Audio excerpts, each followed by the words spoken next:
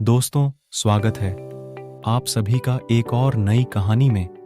आज मैं आपको बताऊंगा कि कैसे तेनालीरामन ने अपनी सूझबूझ से असली हीरो के चोर को पकड़वाया। मगर उससे पहले अगर आप हमारे चैनल पर नए हैं तो कृपया इस चैनल को लाइक, शेयर, सब्सक्राइब करें और बेल आइकॉन दबाना ना भूलें। प्राचीन काल में यमुना नदी के किनारे बसा विजयनगर व्यापार का केंद्र था। उस नगर के राजा कृष्णदेव राय सर्वाधिक कीर्तिवान सम्राट थे। वो अपने न्यायप्रियता के लिए जाने जाते थे। एक दिन की बात है, हमेशा की तरह राजा कृष्णदेव राय दरबार में अपने मंत्रियों के साथ बैठे थे।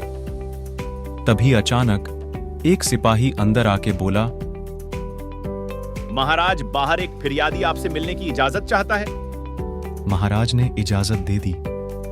एक बहुत ही गरीब व्यक्ति उनके सामने आकर कहने लगा, महाराज, मेरे साथ न्याय करें। मेरे मालिक ने मुझे धोखा दिया है। इतना सुनते ही महाराज ने उससे पूछा, कौन हो तुम और तुम्हारे साथ क्या हुआ है? अन्नदाता, मेरा नाम दीनानाथ है। कल मैं अपने मालिक के साथ किसी काम से एक गांव में जा रहा था। गर्मी की वजह से चलते चलते हम थक गए और पास में स्थित एक मंदिर की छाया में बैठ गए। तभी मेरी नजर एक लाल रंग की थैली पर पड़ी जो कि मंदिर के एक कोने में पड़ी हुई थी। मालिक की आज्ञा लेकर मैंने वो थैली उठा ली। उसे खोलने पर पता चला कि उसके अंदर बेर के आकार के 2 हीरे चमक रहे थे। हीरे मंदिर में पाए गए थे, इसलिए उन पर राज्य का अधिकार था। परंतु मेरे मालिक ने मुझसे ये बात किसी को भी बताने से मना कर दिया और कहा कि हम दोनों इसमें से एक एक हीरा रख लेंगे। ये सुन के मेरे मन में लालच आ गया। मैं अपने मालिक की गुलामी से तंग आ गया था। मैंने सोचा हीरा बेचकर कोई नया काम शुरू कर लूंगा, जिसके कारण मैंने मालिक की बात मान ली। मगर हवेली आते ही मालिक ने हीरे देने से साफ इनकार कर दिया। यही कारण है कि मुझे इंसाफ चाहिए। महाराज ने तुरंत कोतवाल को भेजकर दीनानाथ के मालिक को महल में पेश होने का आदेश दिया। दीनानाथ के मालिक को जल्द ही राजा के सामने लाया गया। राजा ने उससे हीरों के बारे में पूछा तो वह बोला, महाराज, ये बात सच है कि मंदिर में हीरे मिले थे, लेकिन मैंने वो हीरे दीनानाथ को देकर उन्हें राजकोष में जमा करने को कहा था। जब वह वापस लौटा तो मैंने उससे राजकोष की रसीद मांगी तो वह आनाकानी करने लगा। मैंने जब इसे धमकाया तो ये आपके पास आकर मनगढ़ंत कहानी सुनाने लगा। अच्छा, तो ये बात है। महाराज ने कुछ सोचते हुए कहा, क्या तुम्हारे पास इस बात का कोई सबूत है कि तुम सच बोल रहे हो? अन्नदाता, अगर आपको मेरी बात पर यकीन नहीं तो आप मेरे दूसरे 3 नौकरों से पूछ सकते हो। वो उस वक्त वहीं थे। उसके बाद 3 नौकरों को राजा के सामने लाया गया। तीनों ने दीनानाथ के खिलाफ गवाही दी।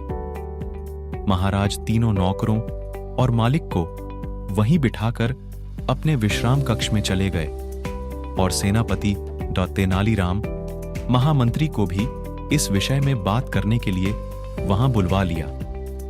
उनके पहुंचने पर महाराज ने महामंत्री से पूछा, आपको क्या लगता है, क्या दीनानाथ झूठ बोल रहा है? जी महाराज, दीनानाथ ही झूठा है। उसके मन में लालच आ गया होगा और उसने हीरे अपने पास ही रख लिए होंगे। सेनापति ने गवाहों को झूठा बताया। उसके हिसाब से दीनानाथ सच बोल रहा था। तेनालीराम चुपचाप खड़ा सबकी बातें सुन रहा था। तब महाराज ने उसकी ओर देखते हुए उसकी राय मांगी।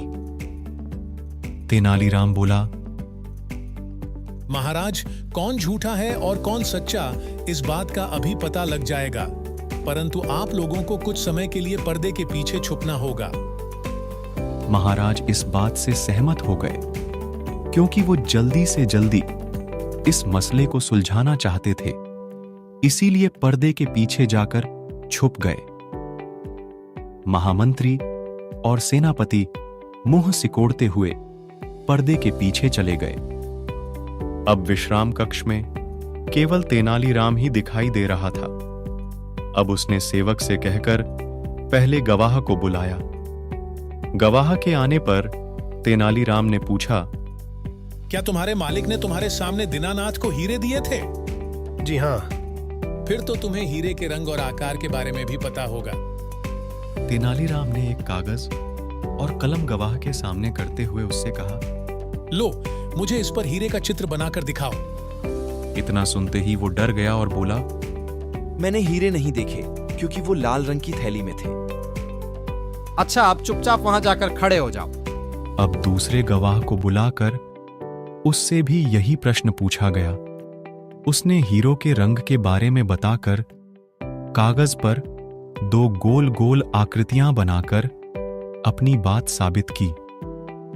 फिर उसे भी पहले गवाह के पास खड़ा कर दिया गया और तीसरे गवाह को बुलाया गया। उसने बताया कि हीरे भोजपत्र की थैली में थे, इस वजह से वह उन्हें देख नहीं पाया।